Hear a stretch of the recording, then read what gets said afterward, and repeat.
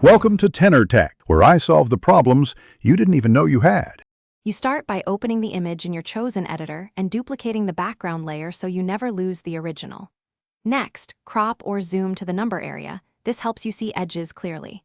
You should pick a selection tool, lasso, marquee, or pen, then make a tight selection around the digits. Once done, create a new layer for edits. This isolates changes and lets you experiment freely. Keep brush hardness low for soft blends. You now remove the existing numbers using content-aware fill or the clone stamp to rebuild background texture. Go small and work outward to avoid patterns. Once the area looks natural, add new digits on a fresh layer. Use text or hand paint with matching brush. Then transform, scale, rotate, and skew so digits sit in perspective. Make color and brightness adjustments to match ambient light, and add subtle noise to the new digits so they blend with the original image texture.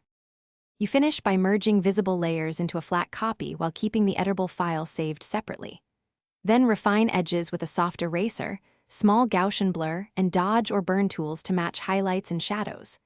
Once you export, inspect at original size and at 100% to ensure realism.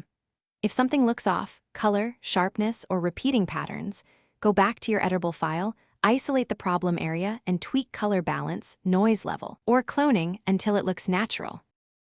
Thanks for watching. Subscribe to keep your life in tune.